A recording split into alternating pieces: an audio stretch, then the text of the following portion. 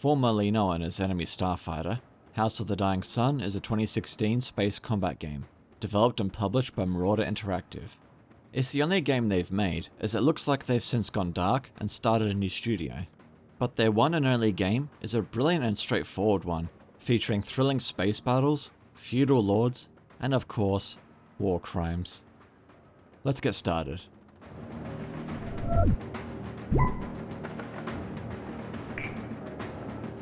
So some of you might look at footage from the game and be tempted to play it with a HOTAS setup, and while you can certainly do that, they're not officially supported. The devs intended this game to be played with a controller, which is what I did. In fact, you'll need to use one if you want to play this game in VR mode. Both Vive and Oculus headsets will work just fine. Those of you of TrackIR will be pleased to know that those are also supported, but you'll need to run the game as administrator to get the drivers to work. So with the technical stuff out of the way, let's get into the game proper.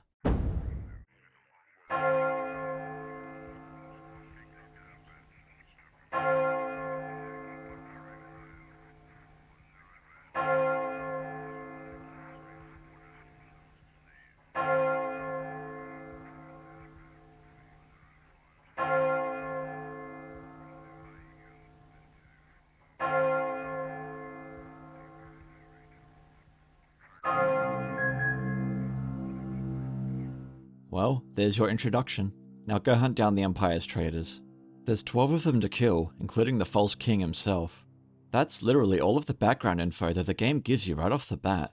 There is more to the story, but I don't think I can elaborate on it anymore without spoiling something, so let's move on. For now, let's look at the visuals. I have to say that I love this low poly look that the game has going on. It certainly stands out when most other space games go for a much more detailed look of everything you see. It goes hand in hand with the rest of the game as well. Simple plot, relatively simple gameplay, and simple looking graphics. Not to imply that any of those are bad qualities, as I like it when some games go for that approach and are as straightforward as this one. I've heard people compare the art style to the Homeworld series, which I can totally understand too. I should also point out that the promo art for the game is fantastic. The graphic artists really knew their stuff. Of course, the visual design for the game itself isn't like the promo art, as all of the game's models have a clean, smooth look to them, which looks great for the overall style they're going for. I'm a big fan of how each mission environment tries to look distinct from the others.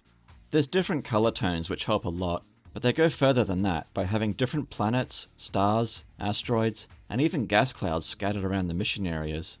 The game does a damn good job at looking pretty in virtually every single mission. Speaking of pretty, the combat itself fits into this category, as there's all kinds of cool effects. Ships will begin emitting smoke if damaged, flak rounds will leave behind brightly coloured residue after impact, and of course, there's the ship explosions.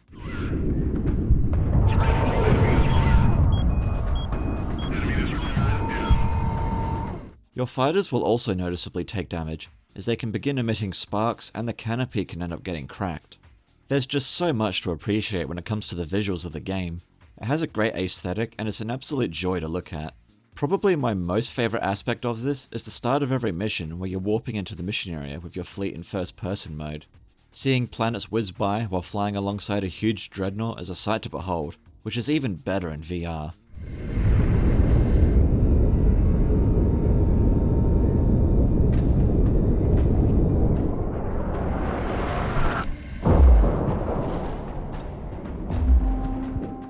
On the audio side of things, there's no pew-pew lasers to be found here. Instead, you have some more realistic sounds that reflect the fact that you're in space. For instance, if you shoot your fighter's autocannons, you'll just hear the vibrations of it firing.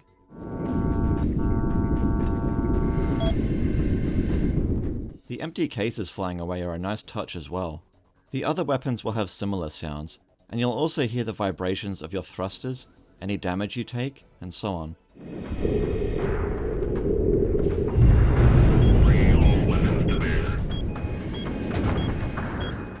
Having your shields go down will trigger a warning tone that'll make you feel vulnerable, but what you don't want to hear is the noise when enemy torpedoes are locked onto you.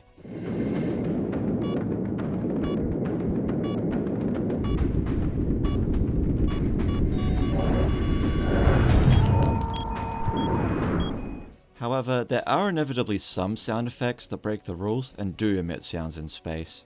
Despite the nitpick, all of these sound effects are excellent, and they all work wonders for immersing you in the pilot's seat. Like the rest of the game, the soundtrack isn't anything complicated, because it doesn't need to be. All of the tracks that play during the missions have a warlike quality to them that use a lot of percussion sounds. It's a perfect fit for the game's often tense combat that really makes you feel like you're in a war zone. They're also great at making the tense moments in missions feel even more thrilling.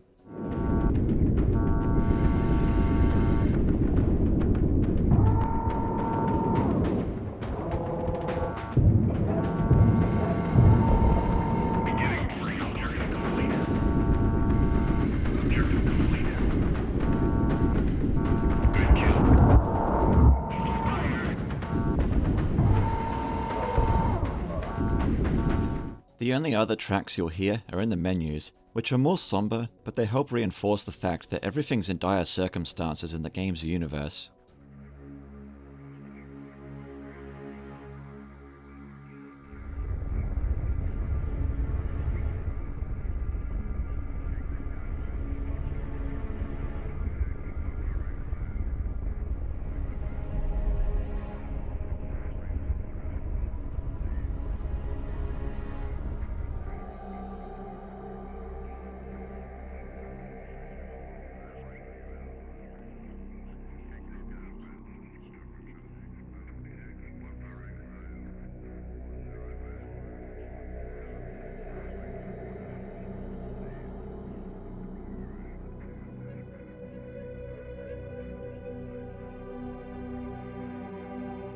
There isn't a ton of voice work in House of the Dying Sun. In fact, there's only 2 people credited with that. The voices are purely for announcing things of importance, such as the status of your capital ships, or when your main target ejects via escape pod.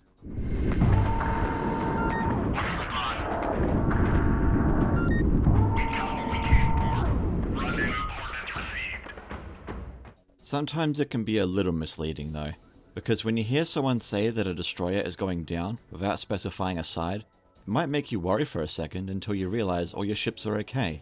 But just like with the sound effects and music, the voice work adds even more to the already immersive atmosphere of the game. Now let's start getting into the fun stuff. You have 2 main modes of gameplay: the tactical mode, where you can command all of your ships, and the first person mode, where you control one of your fleet's fighters. You can choose to start missions in either mode if you want to give out orders straight away, or just get into the shooting as soon as possible. From the tactical mode, you can order your allies to attack, defend, or move, as well as speed up or pause time. You can send all ships of a type to go and attack something, or give individual orders to each one of your ships. Depending on your bindings, you might not be able to use the more special commands in tactical mode, but you'll have all of them available from a command wheel in the first person mode. It might be a little bit finicky at first, but cycling between ships works pretty smoothly. But you can always use your mouse to select things manually if you prefer that instead. Even in the more chaotic missions, it never really gets overwhelming when assigning orders to your fleet and keeping them under control. It's always at a manageable level, which is of great benefit to the fluid style of gameplay. If you really want to, there's actually nothing stopping you from playing the game using only the tactical mode, but you still have to take control in order to warp out at the end, plus you'd be missing out on the real fun that way. The first person fighter mode is where it's all at. Dogfighting with other fighters is great fun. There isn't much variety with the enemy fighters themselves, but it's still top-notch stuff.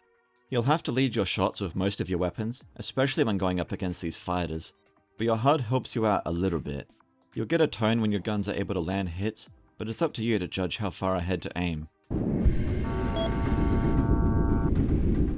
Taking out the smaller enemies is fun and all, but your primary target is often inside one of the big capital ships. They'll have a lot more firepower as you'd expect, especially ships like frigates and carriers, but they have weaknesses that only your fighters can exploit. You see, the big capital ships will almost always have a shield generator which projects out a big bubble that projectiles can't get through.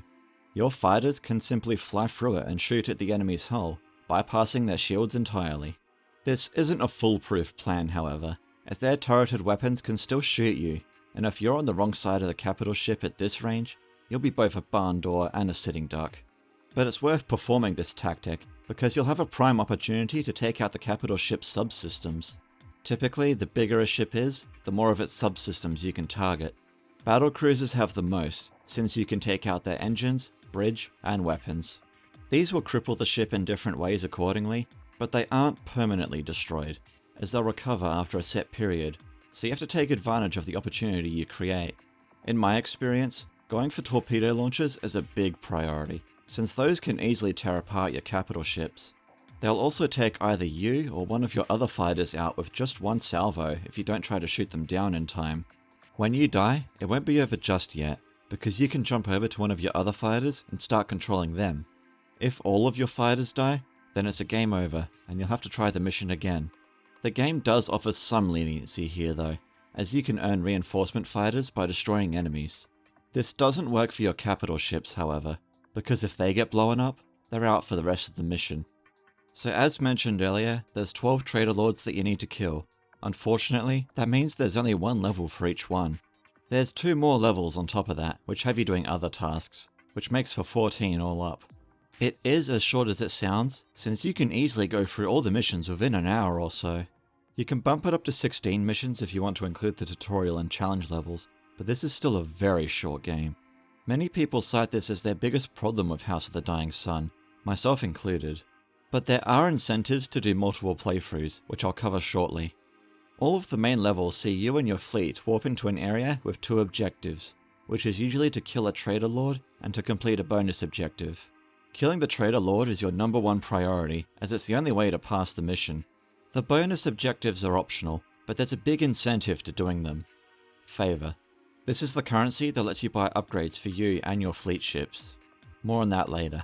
When you're doing your first playthrough and you haven't made any big additions to your fleet yet, going for certain bonus objectives can be risky, but feel amazing to pull off by yourself.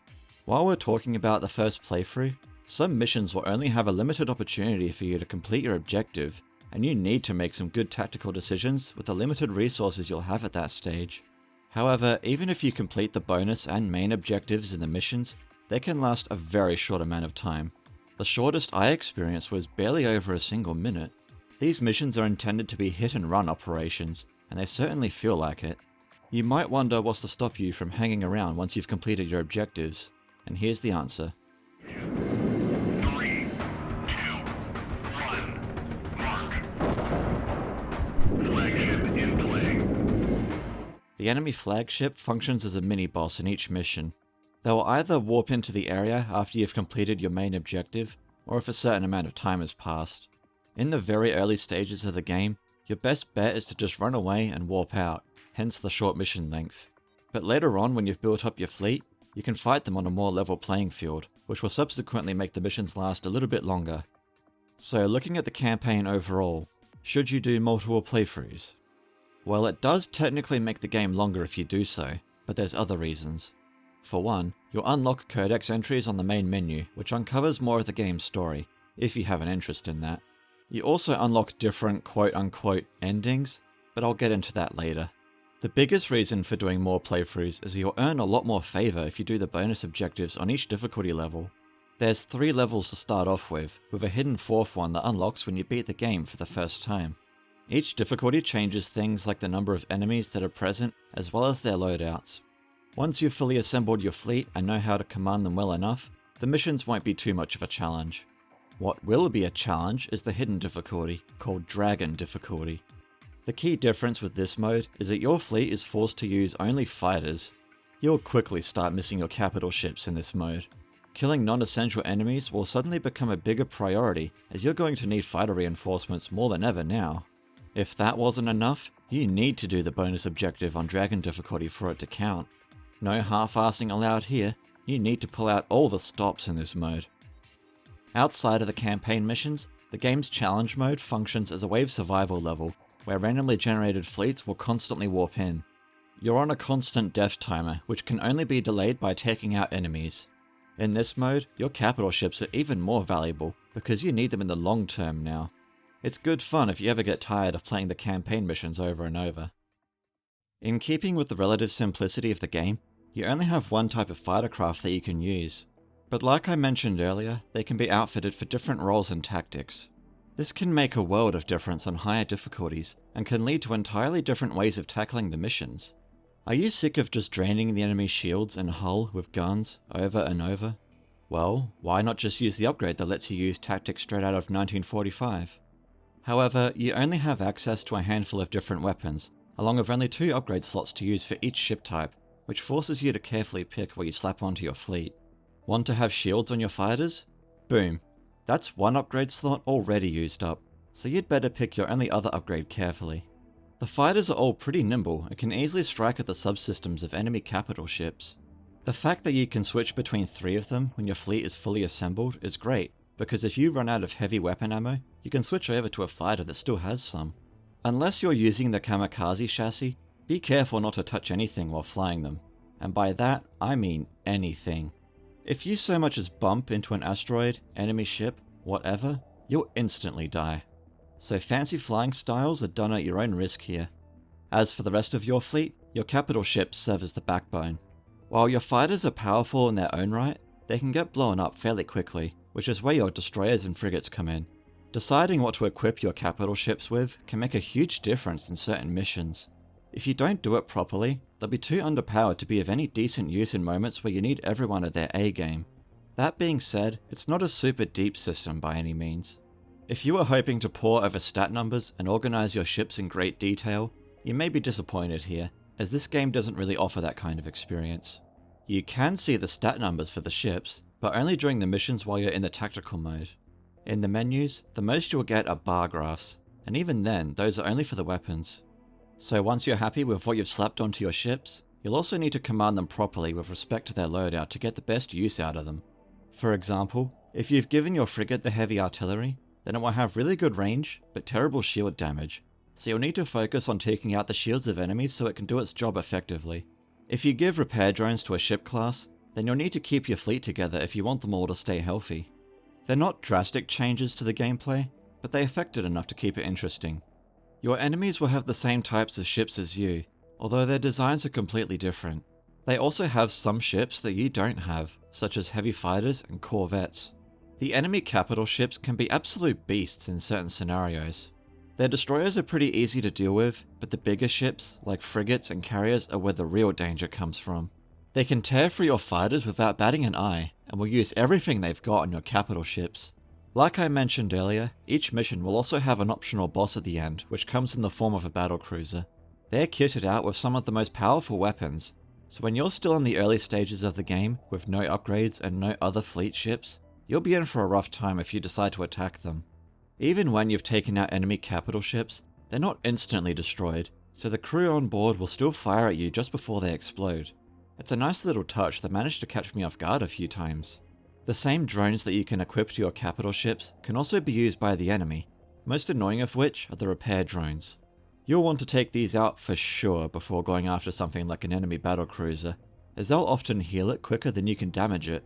The flak and autocannon drone variants can be a real pain as well, since they'll rough you up badly when you close the distance towards the enemy. The other big threat that you'll want to prioritize are sentinels. These are stationary anti-ship artillery with extremely long range. They'll take pot shots at your capital ships and can take them down if they're not destroyed quickly enough. They'll try and vaporize you as well if given the chance, but if you equip your fighters with the hacking upgrade, you can switch them over to your side, which can really turn the tide in missions where they're prevalent.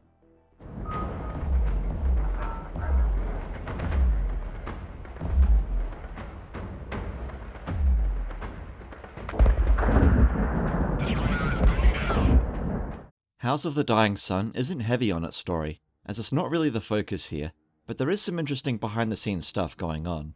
As you've seen so far, the Emperor is dead after being assassinated by the Traitor Lords. You must enact his final edict and kill the Lords while bringing ruin to their people. Scorched earth, essentially. You proceed with doing exactly that, as pretty much anyone who isn't a member of your fleet is fair game. This includes civilian ships, who will see your fleet and just try to get the hell away from you. But don't worry, there's no wrong targets here, just think of it as denying the enemy potential recruits. As you kill more of the Lords and proceed closer to the throne world which houses the False King, you'll begin to unlock those codex entries on the main menu that I mentioned earlier. Apart from the final mission, they're the only way of learning more about the game's story. If you don't want to be spoiled and want to learn about it yourself, skip ahead to here. Alright, let's see what's up. So before taking a deeper look at those codex entries, let's look at how the game actually ends. After building up your fleet and killing all of the Traitor Lords, you make a blockade run through the only warp gate that leads to the throne world. After arriving, your fleet's dreadnought begins bombing the absolute shit out of the planet, while the enemy forces desperately try to stop you. This is their last stand, so the False King himself and his flagship will warp into the area to try and end your crusade. Killing him serves as a bonus objective, but you'll have the same result if he lives or dies here.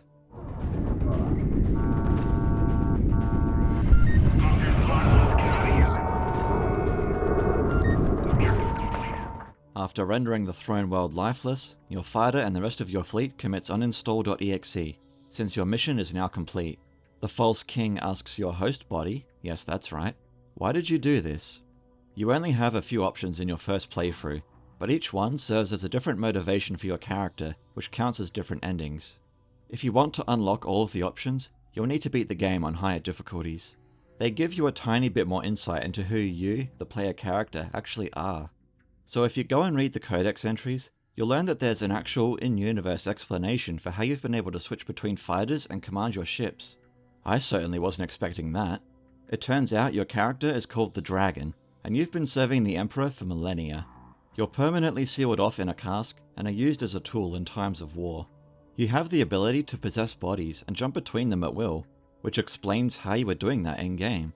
You can learn about some more aspects of the game's story in the other codex entries, but one that sticks out is that the Emperor's physician, one of the traitor lords, was the key force behind the betrayal, as he gave the Emperor's backup bodies to the enemy, which guaranteed his death. The Dragon was originally helping the Emperor to concentrate all his power around a single planet, the Throne World. So because that planet became the homeworld for the rebellion, the physician thought that the Dragon wouldn't be able to stop him and the other traitor lords. Boy was he wrong. Jumping back to the game's final mission, you can learn one last secret if you beat every mission on Dragon difficulty and choose the 6th option at the end. The Emperor had you, the Dragon, retrieve from an ancient ship and turned you into his greatest weapon. He never knew where you came from, but you were his greatest asset. Now that he's dead, and the Throne World, the most important planet, is razed to all hell, the Dragon says that his people are awakening, and there's a reckoning coming for the race of man. All in all, a pretty strong implication that an alien race had planned all this from the beginning for what sounds like an incoming invasion. This was my first time playing House of the Dying Sun, but I loved every minute of it. The focus is all on the gameplay, with the story being in the background. It's pure fun, drifting around taking out capital ships while in the middle of all these big space battles. The combat feels excellent and the visuals are something to admire. But at the end of the day, yes, this is still a very short game. But you know what? I'd much rather have a short game as fun and as polished as this than something much longer that's buggy and unfinished. So overall, this game is a strong recommend from me. House of the Dying Sun is only available on Steam. There's no GOG release or anything like that. It's $20 US or 29 AUD, which might still be a bit much for such a short game, but if you can grab it on sale, it's easily worth it for the amount of enjoyment you'll get out of it. Anyway, that's all for now. I'll see you next time for another review. Until then, take it easy.